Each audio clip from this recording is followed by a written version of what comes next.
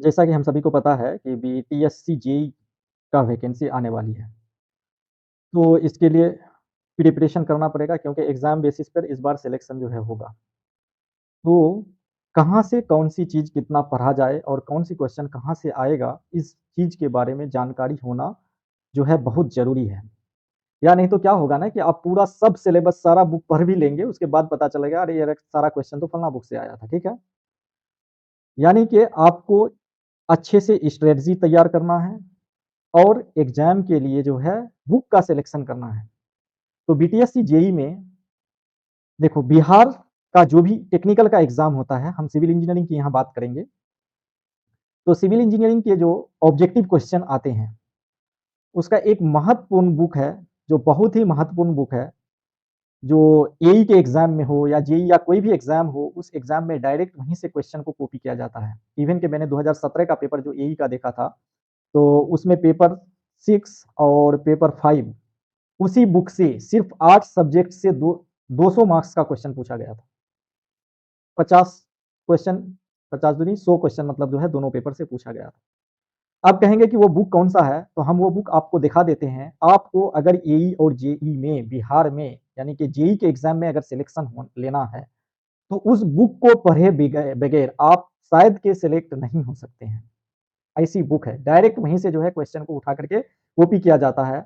मैं बहुत सारे एग्ज़ाम का एग्ज़ाम्पल दे सकता हूँ, क्वेश्चन को दिखाएँगे भी, हम लेके आएँगे बाद में। तो मेरा मेन पर्पज़ था इस वीडियो में बताने का कि उस बुक को आप पढ़े बगैर सेलेक्ट नहीं हो सकते हैं, तो उस बुक को क्यों नहीं अभी से ही किया जाए। वो बुक सिर्फ़ और सिर्फ़ जो है ऑब्जेक्टिव बुक है। मेरे राइट साइड में वो बुक अभी जो है दिखेगा, उसको आप लोग देखिए, ये बुक है। ये राइट साइड में जो मेरा दिखता है, ये है सिविल इंजीनियरिंग का थ्रू ऑब्जेक्टिव टाइप क्वेश्चन।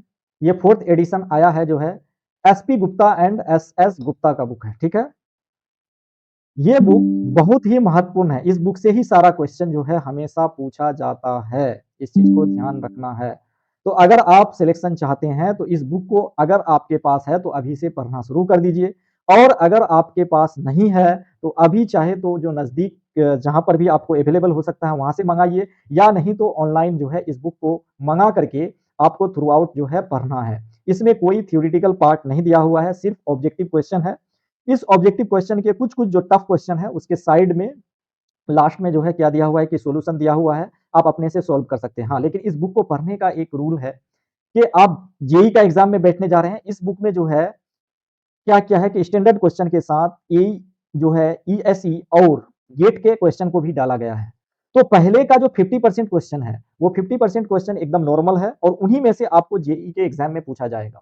और बाद में जो 50% क्वेश्चन है वो क्या है कि ईएसई का है और गेट का है। तो ईएसई और गेट का जो वन लाइनर क्वेश्चन देखिए आपको उतना कर लेना है, लेकिन 50% क्वेश्चन जो छोटा-छोटा क्वेश्चन है उसको आपको रट के जाना है, हूबहू आप लिख लीजिए कि इसी बुक से क्वेश्चन रहेगा। हम 4 बुक बताएँगे और उन 4 बुक से ही क्वेश्चन आना होगा।